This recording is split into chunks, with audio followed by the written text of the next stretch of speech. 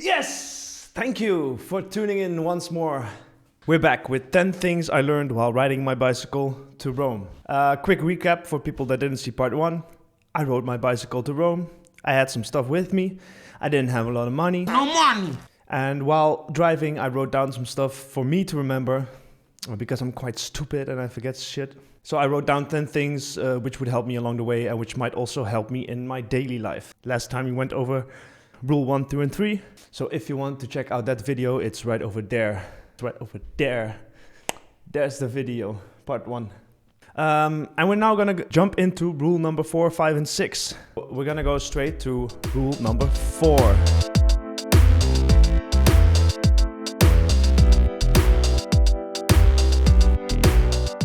This rule is called shed useless weight, clean your stuff from dirt. I'll once again tell a little anecdote of how I came to this shit. Some of these rules are like, oh really now? Oh really, you don't say? Oh, cleaning your stuff is good? Yeah, but you know, some people like me are stupid idiots who never learned this shit along the way or just refuse to learn this stuff. So apparently I have to explain this stuff to myself, and it might be that some other people will also find some use in this. So that's why I'm doing it. A little bit back in the story. I was driving away from Strasbourg and I started driving again in the direction of Basel, Switzerland. And I got on the bike and somehow I just felt some resistance in the bike. And I was like, am I suddenly weaker or... You shit! Like, what's happening? Why is this so hard all of a sudden?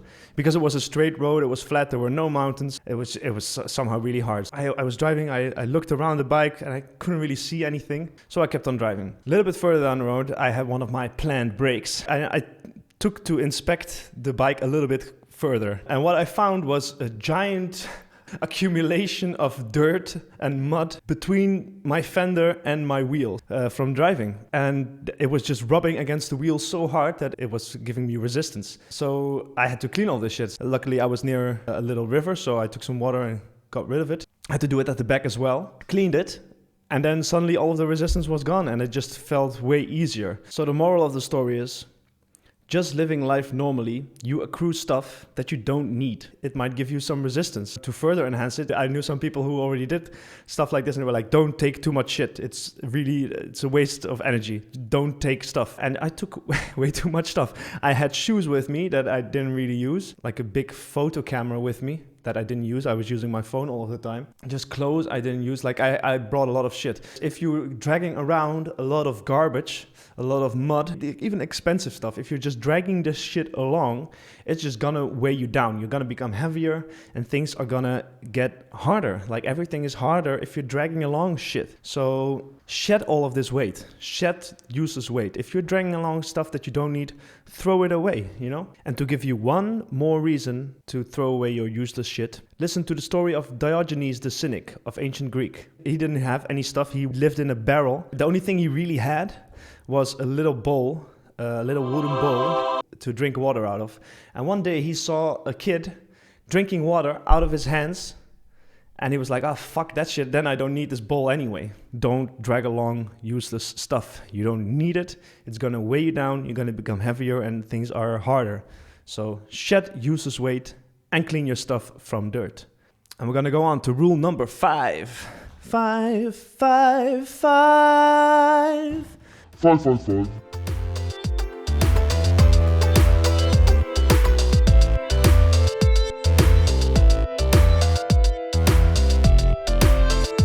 Rule number 5 is keep going, don't stop. I would argue that going to Rome on a bicycle is not very hard. It's a little bit hard, but it's not super hard. Because for the rest, it's really only about perseverance. It's only about if you want it enough. So just don't let anything stop you. Of course, there might be times where you might want to stop. You just shouldn't. And you might have to take a rest. But in the end, there should just be nothing that will stop you from doing what you want to do. When I was in the Alps, I had a knee that was malfunctioning. Actually, it wasn't malfunctioning. Like I said before, I didn't train. So what happened was, because I was suddenly driving my bike so much, my right knee had started to produce a lot of joint liquid in order to like ease the functioning of the joint. But it had made so much that my knee was just completely bloated. So I was in the middle of the Alps, like literally I was in Cour. It was just before I was gonna get over the pass. like over the highest spot in the Alps. I got off the bike and I just couldn't stand on the knee anymore. It had just completely stopped working. And this was one of my worst nightmares because, like I said, I didn't have a lot of money and I really didn't want to quit. I was already getting afraid that I would just be in the middle of nowhere without any money and not being able to go further. But I just really didn't want to stop. I just wanted to keep going. So I called up a sports doctor and asked if I could continue my journey without risking permanent damage to my knee. And I asked her if I could continue, like even if it was painful. Luckily, she said yes. So I bought a way too expensive knee brace. It's Switzerland after all. And then decided to continue. But if that wouldn't have been possible, I would have just come back a later year and just tried it again, you know? Like, if you have a goal, just don't stop. That's all you need to do. Literally all you need to do is just to keep going and don't stop. In the end, you will just get there. In the Netherlands, we have a saying that goes, de aanhouder wint, which roughly translates to he who perseveres succeeds. And as Confucius says, it does not matter how slowly you go, as long as you don't stop. So keep going, don't stop.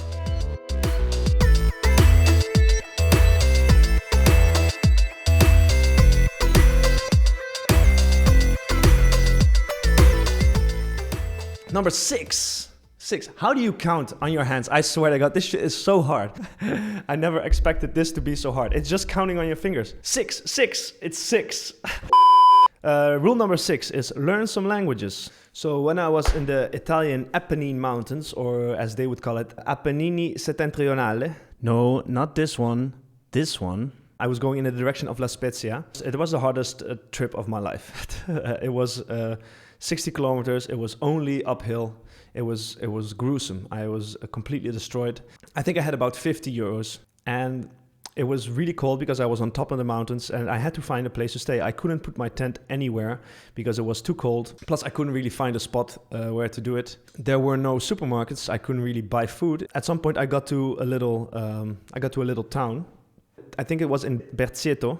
I got to a little hotel. It was basically the only option I had. It was called La Casa dei Nonni, run by a single Italian lady. One night at the hotel and dinner at the restaurant would cost me 50 euros. So that was all my money, everything. So I was kind of sad about that, but it was my only option, so I went for it. So I got to the restaurant, run by the same Italian lady. When I got to the restaurant, there was a group of 6 German people who had been doing a pilgrimage to Rome, just like I was, but walking. They would walk for 1 week, then drive back home, and then next year they would start again from that point and walk further. So they had gotten there to the same place where I was. They were having trouble reading the menu because the menu was completely in Italian, but I knew a little Italian. It wasn't very good, but it was more than enough to read the menu. Plus, I also had kind of a working proficiency for German, so I could also translate it to German and have a conversation with them. So I basically translated the whole menu, and then they ordered. To which they asked me if I would like to join their table. I said, of course, like why would I want to sit alone if I can be with 6 German people? It's always nice. So they offered me some of their wine, which I couldn't afford, and I drank some. And we had a really, really nice dinner. And at the end, they asked if I could play some songs for them the next morning before I went out again.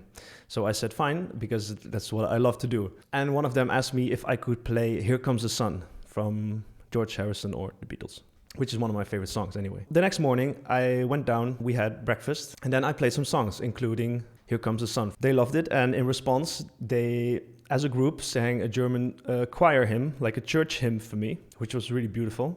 And then they all put some money in my guitar, which amounted to 40 euros, which was exactly the cost for the room.